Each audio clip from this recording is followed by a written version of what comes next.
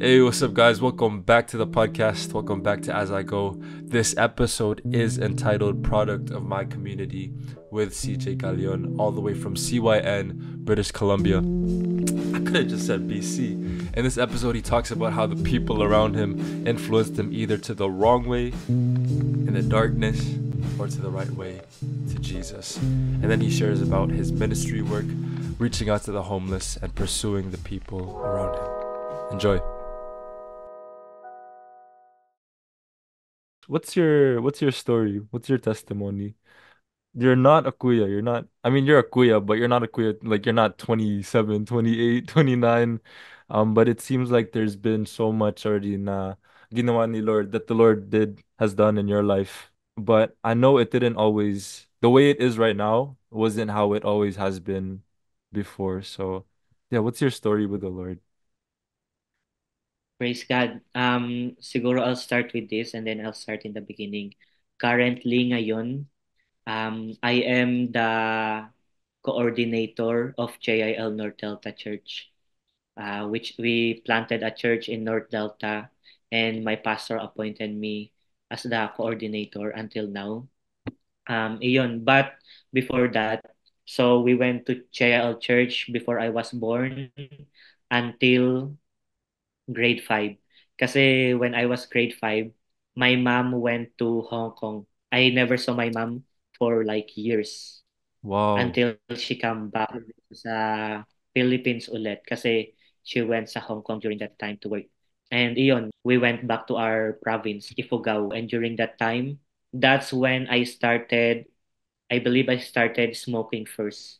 Wow. Smoking at grade 6 with my friends. There's times na me and my cousin, we would smoke like 3 stick per day. That's during my elementary days. 3 stick per day. And so after we smoke, we brush our teeth, we change our clothes so that our titas, our titos won't smell anything. So they would not follow us, hindi nga kami papagalitan. But and then grade 7, I turned into high school. That's the time I started drinking with my Oh. cousin naman then. I started drinking at grade 7. There's times na we would drink inside of a classroom Mm. while our teacher is teaching kasi we're sitting in the very back. There's times we would go to a school drunk where minsan ako yung barkada kong nakainuman ko, he's puking in the garbage can of our school. And there's times kasi it's a Catholic school during that time na pinupuntahan ko, private siya. We're going to Simbang Gabi and we're gonna drink. Me and my friends going to drink before we join the Simbang Gabi. And other things, there's one time I'm drinking and I did not realize na I was blackout. Blackout na ako. I don't remember anything. So I went home in sa likod ng pinto sa bahay namin, may pinto doon sa likod ng bahay. I Mm. went there and puke and puke and puke and my sister was there. My sister was crying and she's like, I think daycare kinder or something like that. I'm puking. I don't even know what I'm saying. So Mm. pumunta siya, tinawag niya yung friend ko. He was like, Kuya, my kuya is puking in front of our door. I don't know what to do. She's crying. And that's one thing that I remember during that time. Mm. And many other things like there's time na we would get in trouble because one of our friends is drunk and That's iyon. Pero grade 6 I started smoking, grade 7 I started drinking, and it happened after my mom went to Hong Kong. mm. Kasi one thing I realized is like there's no more bringing us to church anymore. And bata pa ako noon that time grade 5. I don't even know how to go to the church, and Mm. so there's no one bringing us to church anymore. So who's gonna bring me to church? No one, kasi my mom went to Hong Kong. I'm not blaming my mom. My mom went to Hong Kong. So started being influenced by other people. Iyon talaga yung one of the important thing na there's people influencing you. Mm. There's people na bringing you closer to God. There's people who are guiding you, who are walking with you. And so, iyon. Then, grade 11, we came here sa Canada. Mm. That's September 2018. September 2018, we came here sa Canada, being with my mom again. And yung mama ko, nung pumunta kami dito, he's still going to JL Church. Mm. But that time, I'm already a teenager. I already can decide what I want to Yeah. do on Yeah. my Sundays. It's a different thing. But then, bago lang kami sa Canada, so I don't even know what to do. So I'm just following my mom. The second Sunday when we came here sa Canada, she bring us to the church. So we started going sa church. That's like 7 months, September to April. I'm just going to church Sunday after Sunday because of my mom. Mm. Nothing really like changing somehow drastically. I'm still like in pornography. I'm still in addiction in those things. But April 2019, that's 7 months after, people are encouraging me. And sometimes I feel like being forced to go sa Encounter God retreat Wait, during that time encourage to go to church or to go to the vices? to the EGR. Okay, to the church. Okay. Yeah. Yeah, so they're encouraging me to go to this event, Encounter God retreat. Yeah. And at the point na I feel like I'm being forced. Mm. But at the first, I don't really care. I don't care about the event. I don't care about the church. I'm not thinking that much about it. But then so many even mga titas and some CYNs, they're asking me, go to Encounter God retreat. You will experience God. Your life will be changed. And then the day before, I feel like it's too much na I just said yes. So, hindi ako nag-join ng post ng pre-EGR, dating na lesson before mag-EGR. Yeah, Hindi ako last minute nag-join ka nun. lang. It's like a day before. Yeah. And ang nangyari, Kuya Josh Palisok picked me up from our house and dinala niya ako sa Encounter God Retreat, 2019 April. And one thing na I remember is like, I don't even know about it. Na Mm-hmm. I don't have any expectation. I don't even know about God healing, about God can deliver. I don't even know about Jesus can save. I have no knowledge or I have no maybe revealed knowledge sa akin na Yeah. it's really stuck in my mind. But then I just went there. So nung nag-join kami ng EGR, doon nagbago lahat eh nung Encounter God Retreat. Pero I believe, before I join Encounter God Retreat, every Sunday na nagsa-Sunday service kami, even though wala akong pakialam, I believe that the word is being planted na sa akin talaga. The word is being planted. The seed was planted na sa puso ko.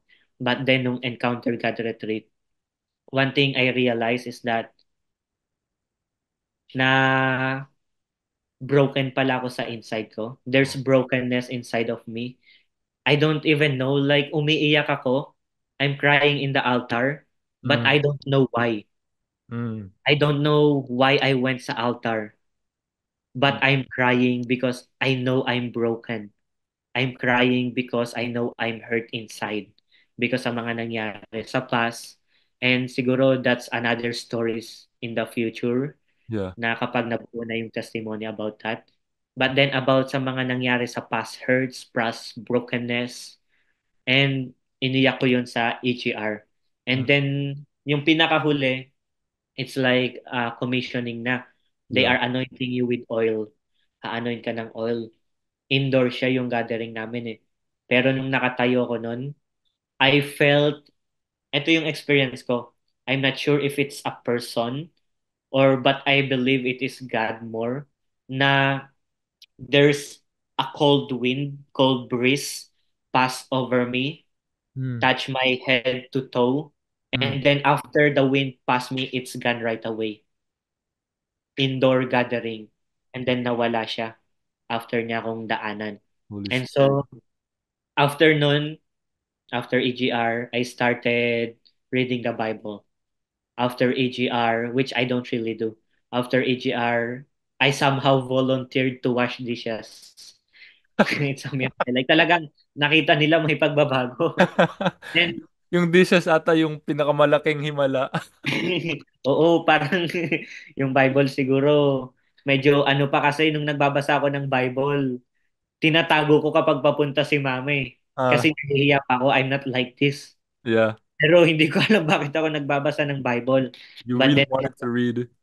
mhm, Wow. even though at first hindi ko naiintindihan masyado. So Mm, nagugas ako ng plato, nag-ano ko, babasa ako ng Bible until the time na I'm going to school and I have like spare time, spare block. mm, During my block or lunchtime, I would go home, I would walk home and I would go to our washroom mm. kasi wala kaming parang private place. I Yeah. would go to our washroom and kneel down and pray and Wow. go back to school. The Wow. next day, I would go home, kneel down on my um on our washroom and cry and pray and go back to school. And naging habit ko yon in my early born again times nung na born again ako. And after nun, I think 6 months after, they appointed me as the ESCOM head of my school, of the school I am going to. Mm, Kasi during that time, I think I'm the only with CYN in that school. yeah. And so, yun, they appointed me as the contact person to somehow lead the ESCOM in that Mm, school. And that's only 6 months after ako maborn again. And at first, hindi ko alam kung ano yung, ngayon, I look back and somehow I don't know how did we do it? How did I do it? Kasi during that time, I don't know so much. I yeah. know so less na I don't know what even I exhorted sa kanila. But Mm, then one thing I remember is that I exhorted about friendship. But mm, one thing I realized is that it was birthed with love. Yung mm. na-feel ng mga friends mo, na mahal mo sila, Yeah. that God use you to bring them to the church, to bring them to the kingdom, and to gather them para ma-share ng word of God. Mm, And so, iyon, I started leading the school outreach ministry ng Enver Creek Secondary School. mm. And then after that, um, life group leader. After that, street evangelism head and Wow. other things na hanggang ngayon.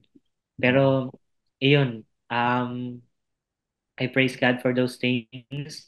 And I believe the growth that I have right now Mhm. is also because of my experiences on my childhood. Right. Kasi I believe hindi na sayang yung pagjo-join ko ng JL Church nung naipanganak ako hanggang grade 5 eh. Naplant. Even though na even though even though I went lost on my high school life. Mm. But then I believe na the growth that I have right now is also because of the experiences I have, the word that has been planted sa buhay ko when I was still child. Balik tayo sa ano, dun sa sinabi mong brokenness. Do you think na you went to those vices and wait, when did you start the pornography addiction? When did that happen? I think I was exposed grade 6 Okay. So it was kasi that, around the same time that your mom left as well. yes, after that, Do you think the same the time. now you went to the vices because of that? Parang you felt na abandoned ka or there's no one taking you to church anymore. Just the brokenness and you were looking for, I guess you found yourself in the wrong crowds. Do you think the brokenness was the main thing that made you go to that?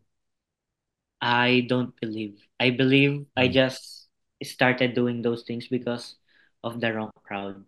Okay. Hindi dahil broken when my mom left. Mm. Kasi one thing I know, there's carpenters doing the house of my lola. And during that time, they're watching like pornography. And I went with them. I went there to their place and they showed it to us. Even my younger cousins, they just showed it to us. But we don't watch it before.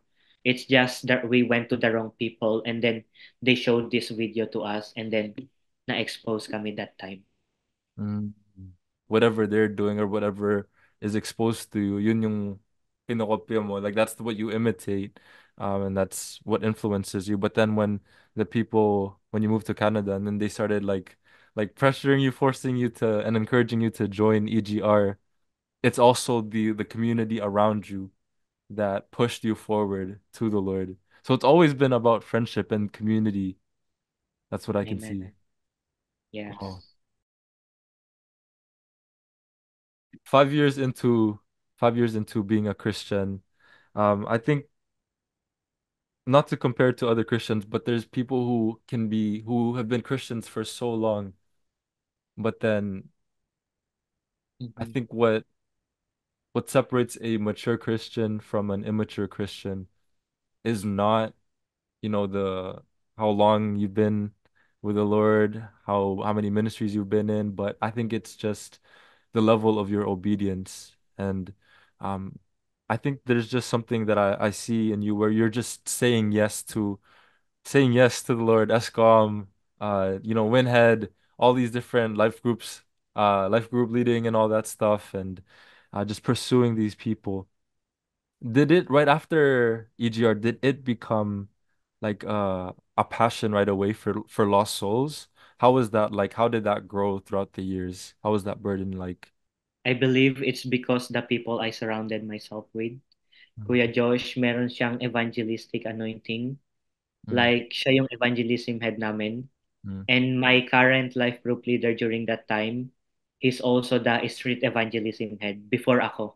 mm, And so, my leaders are asking me to go out with them. I think, na-build up siya. Hindi siya all the way na passionate ako sa souls. mm, But then, throughout that time, na-build up siya through the example na nakita ko sa leaders ko, through the preaching na napakinggan ko sa leaders ko, through the mga ministry kung nasaan yung mga leaders ko. And like, nagsimula doon. Kasi before, I don't really go sa homeless to mm, pray for them or to provide food for them. But then it started kasi yung life group leader ko, siya yung street evangelism head, which is he also do it. And Kuya Josh, he is also evangelistic. And yun, I believe it's the same thing ulit na para na it's because of the people I surrounded myself with. Kasi one thing, when I see the life of Elisha, mm, like nakuha niya kung ano yung meron si Elijah. Kasi yeah. hindi niya iniwan. Sabi, iwan mo na, alam mo ba yung master mo aalis? Sabi niya, kahit saan ka pumunta, Elijah, pupunta ako hanggang kinuha ni Lord. And like, nakuha niya kung ano yung meron si Elijah, but times two. And so, napaka-importante kung sino yung kasama natin. Mm, Like, kasama ko during that time. Kaya siguro kung ano ko ngayon, I'm not a product of myself. mm, That would be a prideful thing to say if sasabihin ko, I am where I am right ngayon dahil sa akin. But I am a product of my leader's work. I am a product of what God did before and ngayon and what God is doing sa buhay ko. And so I'm not a product of myself. I am a product of my leaders who work sa buhay ko, their prayers, and kung ano yung meron sila na in-honor ko. Kuya Josh, I want that same thing. And mm, napasa sa akin. And I receive it too. I receive the word. I receive the mindset. Kaya ngayon, ganito ako. It's also because I am a product of my leaders. mm. Yun. For you, would you say na si Kuya Josh yung your Paul tapos ikaw yung Timothy? Throughout the years, ever since, Kuya Josh is the one being with me. Mm, But respectfully saying siguro, kasi some of my leaders before, it's already the past. And some of them already came back to the Lord. But then when they backslide, like I have parang somehow no one, mm, but Kuya Josh is there for me, there with me. He mentored me. yeah. And so I feel like siguro Paul, without disrespect from other leaders na I have before Mhm. that led me. Yeah. At iyon, Yeah. Like I see like I, I, I would like maybe more like he's my Elijah and I'm his Elisha. there we go. There we go. So for me, I would say my Elijah would be Kuya Martin, and yung sinabi mo na I think Pastor Joey was the one who had the quote where he said, the anointing you respect is the anointing that you receive. For me, as a young person, and I know you can relate with seeing Kuya Josh's example too, like we need men of God like that who are present for us, who are pursuing us, and who are consistent, like you said. No disrespect to the people who have backslid or the people who have been inconsistent, but when you see someone who's there, like a kuya who's there, who's growing in their faith, and you see that for yourself, and you get to see that every single week, you get to do life with them, that really changes your perspective on who God is and how God can use you as well. Just for people listening, like especially for the guys, we need to be firm with our fire. We need to be firm with our foundations and our relationship with the Lord, because so many people, so many of them are watching, and who knows who the next CJ is. You know what I mean? Mhm. So Amen. I want to ask you a more personal question. I mean, what I mean by that is it's more for me. Like this is less for, the podcast listeners, but more for myself. Kasi sa akin, parang nafe-feel ko na yung pressure as a kuya, like that role. Now that we're talking about Elisha imitating Elijah, but it's come to a point now where I'm like, yo, ang dami kong adings. Like there's so many young people that look up to me. So many people, like you said, like sometimes copy the way you dress, the way you talk, the way you do things, the way, art and everything. And my question is like, do you ever feel scared or pressured about setting that example for young people? And how do you handle that pressure of, like they're copying me now. They're imitating me. How do I make sure na they're imitating Christ when they imitate me? For me, like, I think there's more pressure kasi I don't just set example for the youth, but even for the adults, Mm, but also for the church entrusted to me. For me, I think it's kind of more scary sa mm, akin personally kasi I'm not just setting example for the youth, mm, but even for the adults. Kasi JIL Nerd Delta Ministry was entrusted sa akin. And so like I'm also leading adults. I'm leading titos and titas that are way in the ministry than me. Even I was still young, they are in the church already serving the Lord. Even before I joined here, iniisip ko, God, kung magjo-join ako sa podcast ni Mark, will this benefit JIL North Delta, the mm, ministry you entrusted sa akin? mhm, Kasi if no, I would rather not. mm, Baka lalo pang magkagulo. mm, But then, Lord, I thank you kasi I know it will benefit then the people that will hear. And somehow, this will bring unity siguro to the east and to the west. yes. Na hindi lang kami taga-west, hindi lang kami taga-east, but Mm, then we're just one body. We are exactly. one family. Kaya nga pati yung CYN handshake natin, may unity siya. Yeah. Gusto mong umalis, pero pinagpe-pray ka pa rin namin, nahawakan pa rin namin. Yeah. And so, ayun, I feel pressured even especially nung early times Mm, na there's times na parang nahihiya ako sa mga pastors na parang I don't deserve this. Kapag may picture taking, gusto nila ako umupo katabi yung mga pastors, coordinators kasi coordinator ako ng a church. mm, And yung leader namin sila Pastora Amor, sila Pastor Rani, the mm, 15 si Pastor Amor 15 student ni Brother Eddie. And like for me, nahihiya ako, nape-pressure ako, siguro kung ano yung expectation sa akin ng mga tao as the ministry is being entrusted sa akin. And iyon, na even though sa sabi ni Paul kay Timothy, mm, na set an example. Don't be afraid because you are young. Don't be ashamed.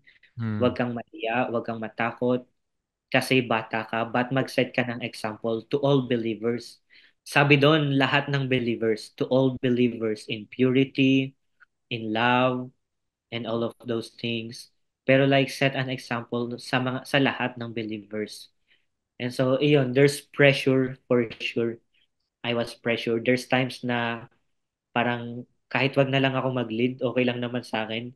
Even kaya doon din na-build yung mindset ko even dahil sa pressure somehow na and in humility na Lord, kahit tanggalin mo ko sa posisyon na to, Yeah. okay lang sa akin. And ipalit mo yung iba, Mm. magsasabot pa rin ako sa leadership ng tao na yon. Mm. Kasi alam ko hindi madaling mag-lead. Alam ko hindi madaling mag-church plant. Alam kong hindi madaling mag-lead ng taong mas madaming alam sa'yo, mas madaming Yeah. experience sa'yo. And like, nape-pressure ka Mm. but it's a good one. It's a good way to na pressure Mm. na What do you you mean? want to study more. You want to pray more para malid mo yung mga taong older sa'yo and more Mm. experienced than you. And iyon, I feel pressured. I feel nervous. Sometimes I feel scared. And Mm. sometimes nahihiya ako. Mm. Kasi mga kasama ko, ang lalaki naman nila, like big time, general in the kingdom, even sa JL Church, mga pastors, coordinators. Pero iyon, that's personally for me na I experience. Mm. Even sometimes like, pero na-appreciate mo rin yung mga tao. One time, pumunta kaming late night coffee shop kasama yung ibang pastors and mga CYN-YN. And mag-group picture kami. And ako, tatayo sana ako sa gilid. Tapos yung yung si Pastor Josh, tapos isang pastor, sa gitna sila. And ako sa side lang sana ako. Magpipicture lang naman eh, hindi naman ano eh. Pero there's someone there na sabi niya, CJ, pumunta ka sa gitna. Wow. Katabi mo sila, katabi mo sila Pastor Josh. Yeah. And like, sabi ko, hindi, okay lang. Picture lang naman to eh. Hindi naman to official na gatherings natin eh. Yeah. Sabi niya like, hindi kasi we respect you. We respect you. Wow. May respeto kami sa iyo. And so parang na-appreciate mo all the more Mm. kapag mahal ka ng tao. Mm. Na-appreciate mo all the more as a leader. Not for me personally siguro. Mm. Pero personally din, na-appreciate mo yun eh. Like, may respeto sa yung tao, Mm. yung lahat ng give up mo, lahat ng sinacrifice mo, Mm. lahat ng ginawa mo para kay Lord, para sa ministry, para sa mga tao, Yeah. nare-receive mo pabalik kapag mahal ka nila. Iyon yung nagme-make na parang more special sa ginagawa mo eh. Mahal ka ng tao. Mhm. Kaya it makes you more going. It makes you more, I want to do it more. I want to do it more. Yeah. Kapag nape-pressure ka, kapag nahihiya ako.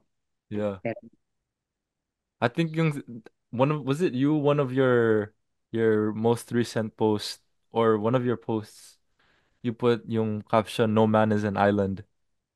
Was that was that recently? Yes, I remember. No man is an island. And now it's making sense from every part of your story from the beginning. It's always been the community around you. And I love that quote because I think minsan as Christians we think now we can be like isolated. We can just read, do our devotions, be by ourselves, but it's like it's like those movies where nasa cave sila and they only have one torch. They each have one torch or something. But when you're by yourself, when that fire dies, you're it's just gonna be dark. You're gonna be lost.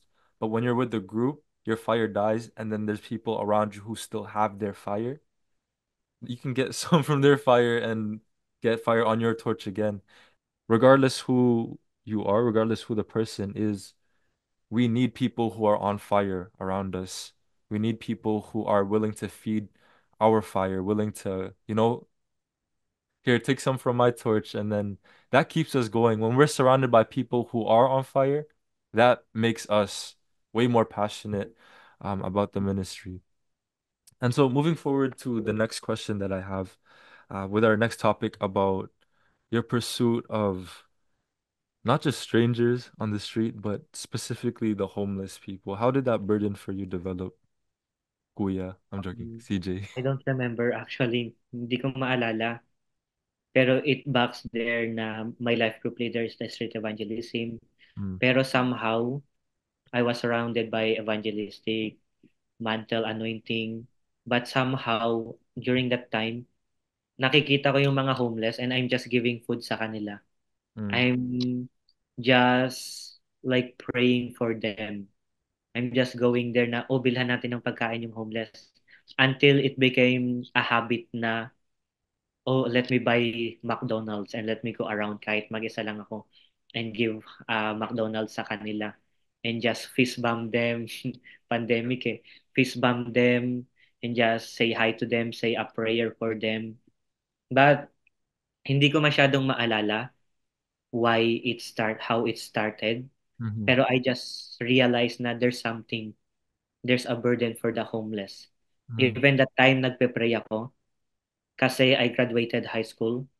So nagpe-pray ako, Lord, anong kukunin ko for after high school for my college or uni? Mm-hmm. I did a 1 year gap. So I worked for 1 year and nagpe-pray ako. One thing na parang desire ko talaga is something related sa homeless. I will take this school related sa homeless. Kasi I want to be a benefit sa mga homeless.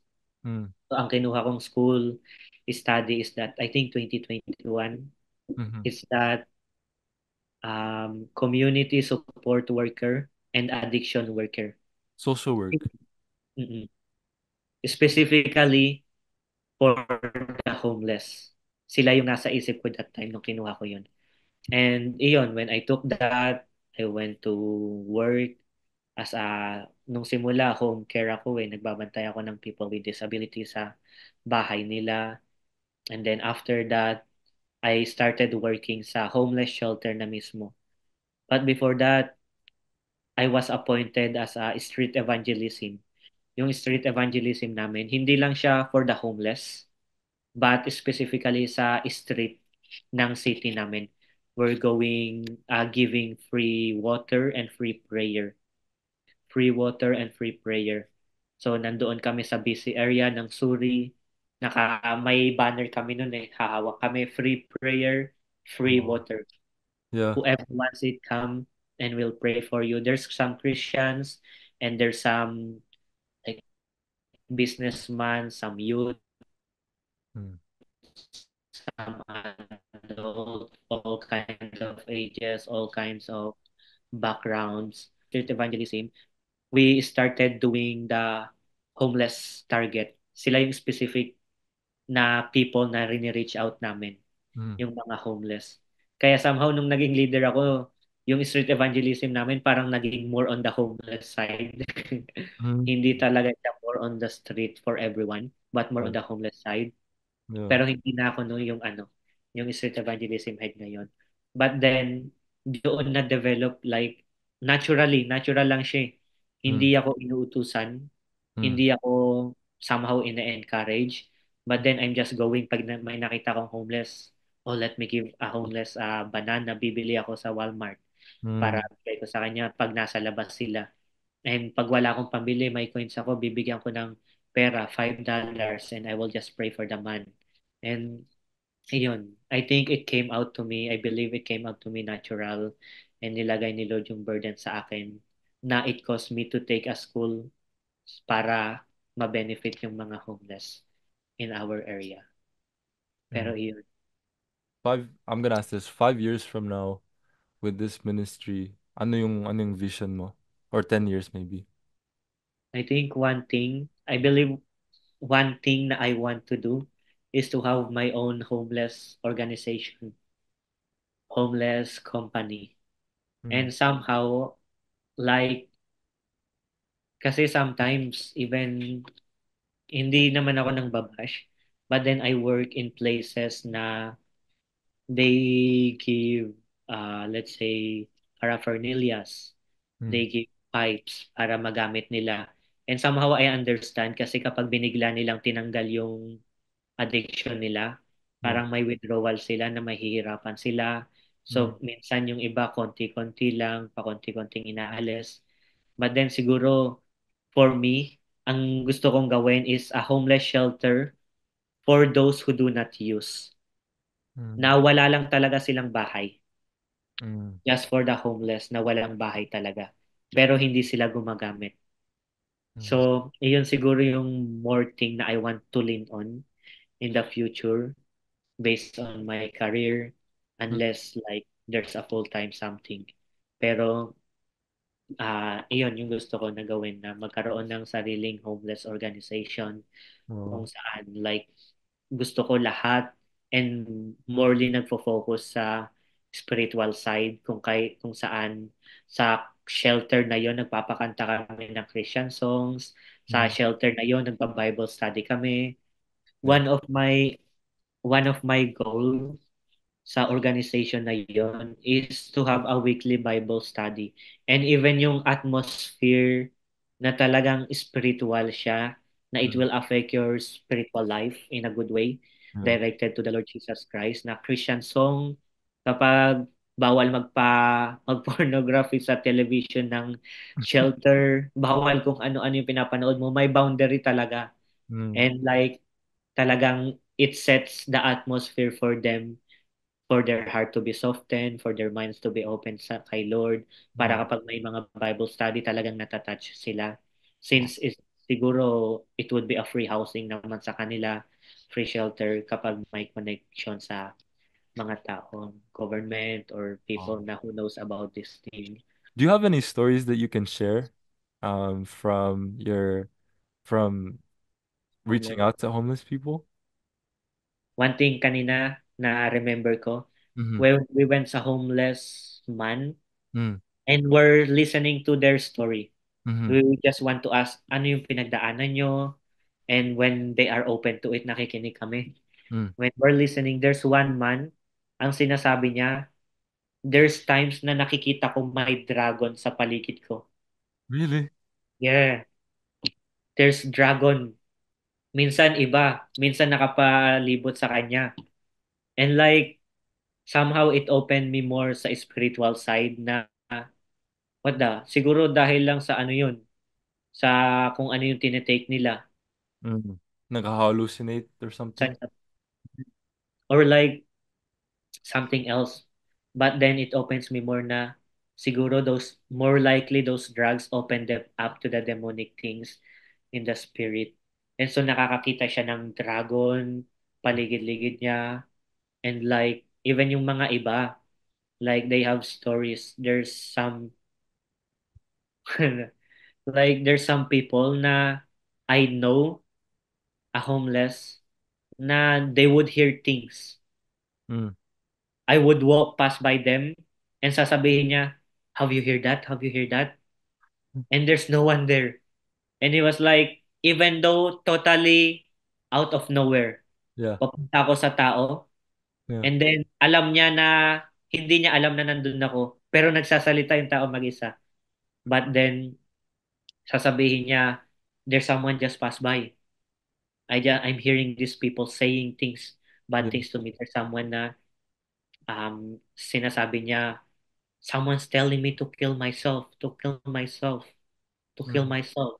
Dumudugo yung tenga niya. The ear of the person is bleeding. Mm. Pinapakinggan niya yung mga words na yon. Mm. This person telling me to kill myself, to kill myself. Mm-hmm. And that's why I believe na hindi naman siya siguro controversy. Pero like, the drugs na they use, open you up to the even demonic things. Mm. Na suddenly makakakita ka ng ganito, suddenly you will start hearing these things Yeah. because of your use in that way. Pero not every homeless na I know are using. Mm-hmm. Not everyone. I know like more than five people that they are not using at all. They Mm. just don't have a house. So they live in a shelter and then they go to work, they sleep, they go to work to earn back again. Pero those are some of the experiences na they shared to me. And Yeah. even before when we go with Kuya Josh, one thing that we realized, like, we have beds to sleep on. We have like a house. One yesterday, I slept on the tent, just me. I Yeah. slept on the tent. And sometimes naisip ko, may ahas kaya dito? Is there any raccoons or anything that would come? Or is anyone coming, a man or a woman coming to Mm. our backyard to kill me or attack me? Kasi Yeah. nandito lang ako sa tent mag-isa. But then sila, they sleep on the street even without tents. Mm. So siguro I don't know how they would really feel sleeping on the street, sleeping just anywhere, going to the garbage can.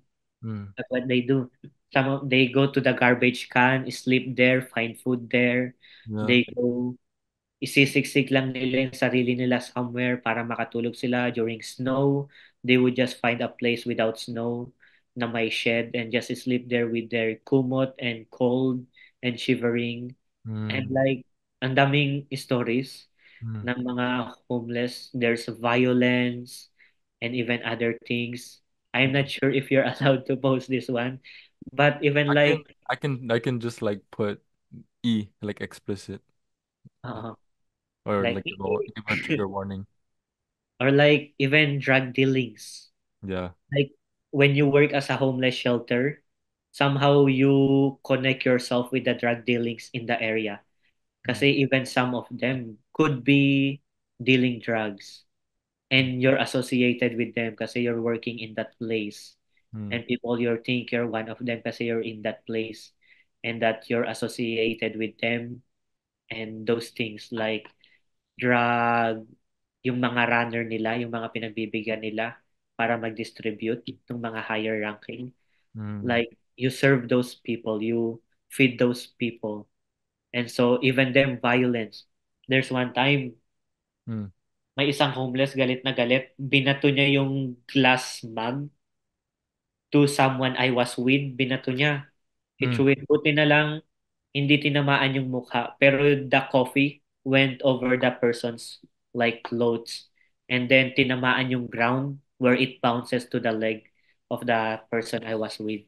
And so like, we're blessed kasi the person did not attack us. Mm. He's like a man, 40s, like still can really fight. Yeah. And so yung mga violence, I thank God. And sometimes I would dream dreams. Mm-hmm. Some homeless are pointing guns at me. I Wow. shared it to someone and sabi niya, alam mo CJ nung shinare mo na feel ko like parang galit sa'yo yung homeless na yun. Mm. But then, iyon yung same thing na rin-reveal ni Lord sa akin. No. Na in my dreams, He was pointing gun at me. But then, hindi niya naputok. So, for me, I have assurance. Galit lang siguro yung tao. But then, I think that same man, that person who point gun at me on my dream, got Yeah. stabbed. He was stabbed. Nagulat ako, like, Lord, coincidence lang ba yon? Or like, you're telling me something na you will protect me from harms. You will protect me from things that are coming on my way. Yeah. Pero, yun yung some of my experience in the homeless. Someone pointing gun at me. And even sometimes, hindi ko alam, like, I would drive in my dream and there's some homeless on the street wants to stop me and all of those things. One thing kasi siguro for me is that somehow I'm a dreamer. Nananaginip ako ng mga bagay even when I went back sa Philippines. Nung umuwi kami sa Philippines, I dream about I posted this on my reels before pero I put it in my archive. All Mm. my 2023 and the past posts ay nilagay ko sa archives ko. But I posted this na in my dream, I'm seeing a field. Sobrang gandang field. And sa field na yon may araw. Ang ganda ng araw. And then, nakita ko yung mga man and woman of God nakatayo sa field na yon. Yeah. And pauwi, during that time, alam ko na uuwi kami sa Philippines. Mm-hmm. We're going home sa Philippines. And one thing na reveal ni Lord is that when you go home sa Philippines, you will see great things, beautiful things with your own eyes. Wow. Beautiful things with your own eyes. And nung umuwi kami sa Pinas, like, nagulat ako, I'm not supposed to, I don't have preaching schedules. Pero nung umuwi ako, three churches asked me to preach in their church. Mm. And I'm there five Sundays. So during that time, nung nagpe-preach ako, like, grabe. First time ko makita nung ibang manifestation. Mm. Like, first time in that gatherings and God truly showed beautiful things sa akin kasi naging passionate yung mga tao Mm. and those things. Pero going back sa ano, yun yung some experiences ko. Wow. If the time allows us, kasi okay lang, 10 o'clock pa, 10 o'clock pa lang naman dito eh. Yeah.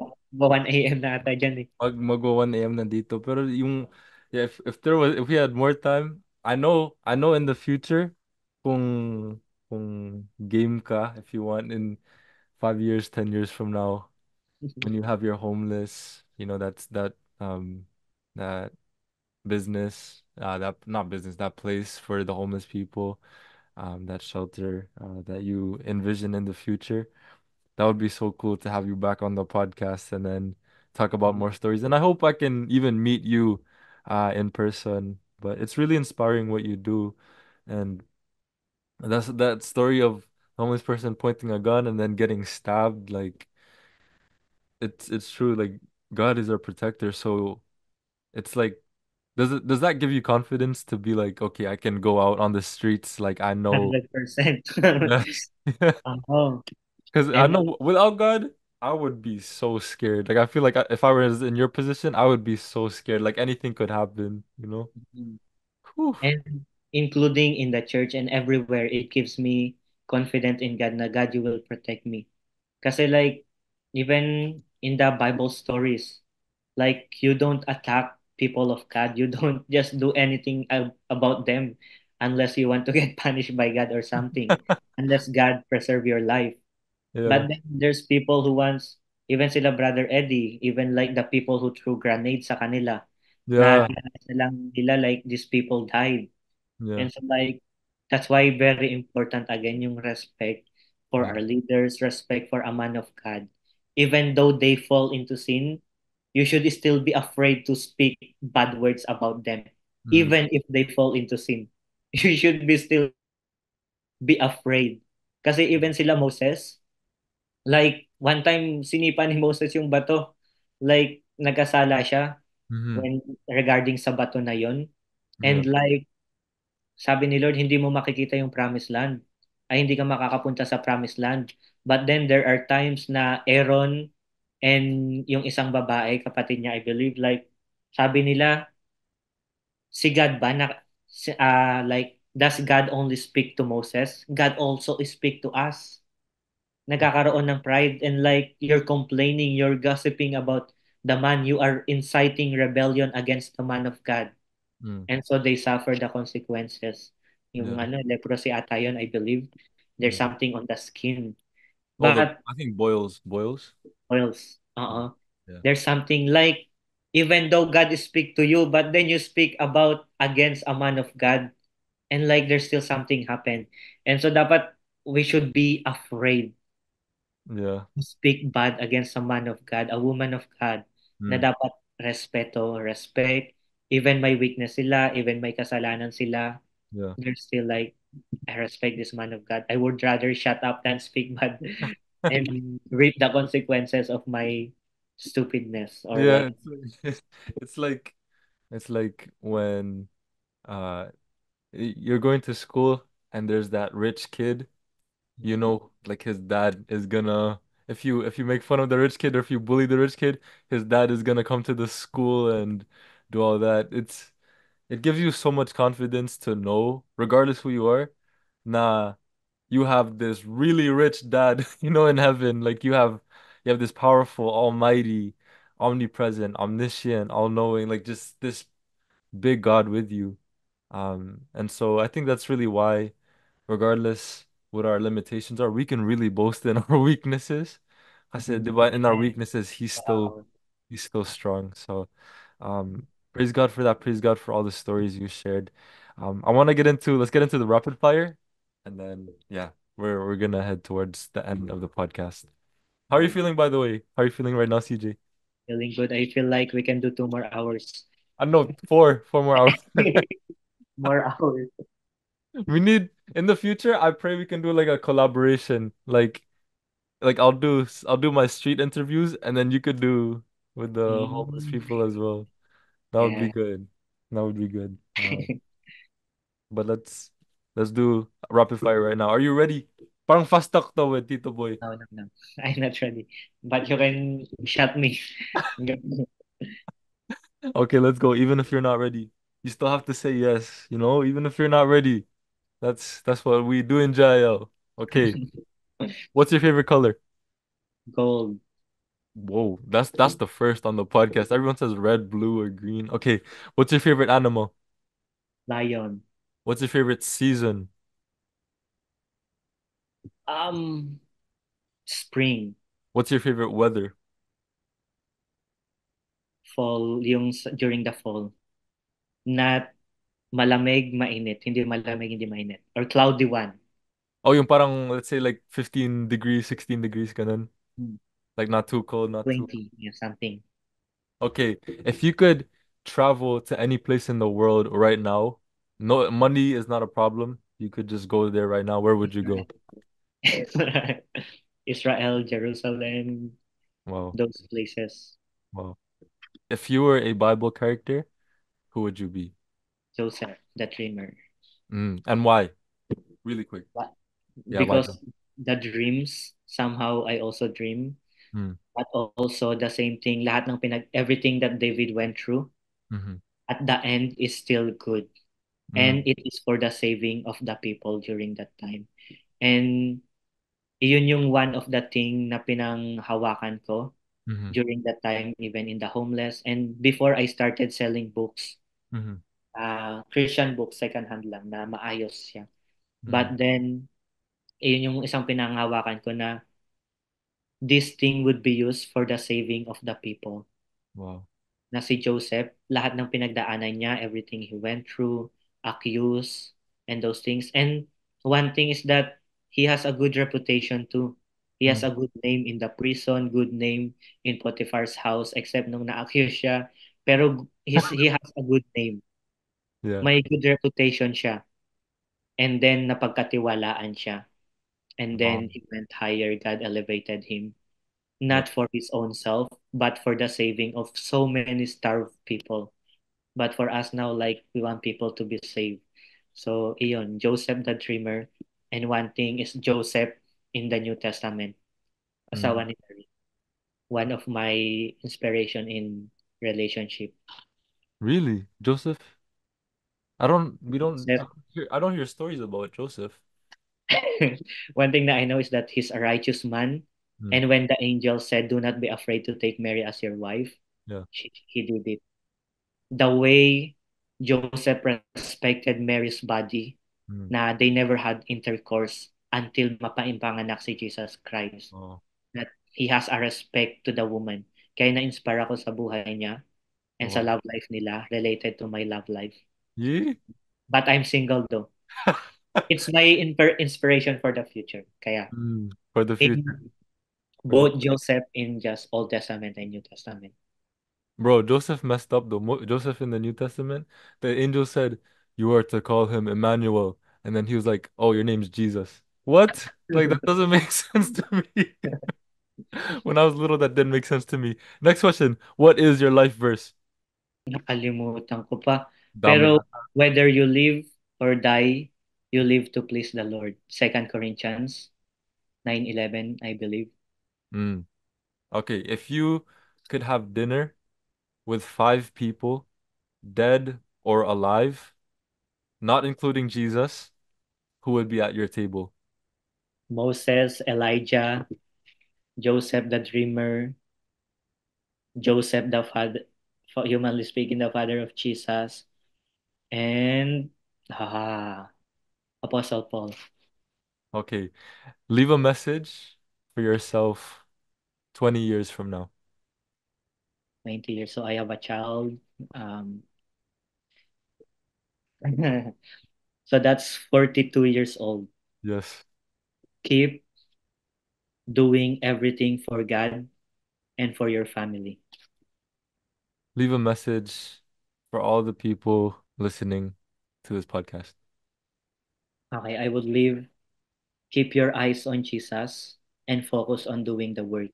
Mm, Because sometimes when we get lose our track, our eyes on Jesus Christ, and we started looking at the man, at the woman, when they fall, sometimes we would stop doing the work of God. But then if we just focus our eyes on Jesus and keep doing the work, that's why kapag ang complaining natin, hindi siya magiging benefit sa crop na tinatanim natin eh. Sa ministry na in-entrust ni Lord sa atin eh. mm, Complaining about someone's ministry will not make our ministry more productive, more fruitful. It will even bring more disaster sa ministry natin. That's why it's very important to keep focusing on the specific work na inassign ni Lord sa'yo. Mhm. And if it's not your specific work na inassign ni Lord sa'yo and someone failed to do it, Mm. don't bash them. Don't hate on them. Don't complain about them. Don't gossip about them. But just keep your eyes on Jesus Christ. Hindi sa tao, hindi sa lalaki, sa babae, on the man or woman of God. But just keep your eyes on Jesus Christ and keep focusing on the work na tinawag sa'yo ni Lord. Those two things. Amen. Amen. And lastly, can I ask you to pray for the people listening? And then we'll end the podcast there. Praise God. Praise God. Thank you, Lord. Thank you, Heavenly Father. Lord, I pray in the mighty name of Jesus right now for every single person that are listening under the voice of mine. I pray that may you continue, O God, to touch their hearts, to touch their mind. I pray na let there be submission in their leaders. Let there be obedience, O God, to the leaders whom you have appointed sa kanila. And I pray na let there be always humility. Let there be always submission. Let there be always character, O God, and let there be always desire to please you for the rest of their lives. For the young people, oh God, I pray that they will continue to learn to submit to the leadership in the mighty name of Jesus, because we are in the young age and there's still a lot of things ahead of us. There's still a lot of things to learn. There's still a lot of things for us to grow. And Lord, I pray na may we always have that posture of being teachable, being correctable, oh God. And I pray in the mighty name of Jesus na every single person will always be blessed, O God, sa podcast na ito and even sa mga past and future podcast ni Mark. I pray na may you continue to bless them and may you continue to use them, O God, to share this podcast to other people who need it. In the name of Jesus. Lord, bless every listeners, bless every single person, O God, whatever age. And I pray that may you just bless them and make them prosperous in every areas of their lives, in their finances, in their physical life, in their spiritual life, emotional life, career, and even in their job. Bless them and make them prosperous, O God, in the mighty name of Jesus. And I pray, O God, that may you continue to use them for the expansion of your kingdom, na hindi lang nila mare-receive yung word, but also they will put into action every single word that they have learned, every single thing that the Lord have taught them, oh God, through this podcast in the mighty name of Jesus. Lord, we thank you for every listeners, oh God, and we love them and continue to take care of them and their families, oh God. In Jesus' name, this we pray. Amen. Amen.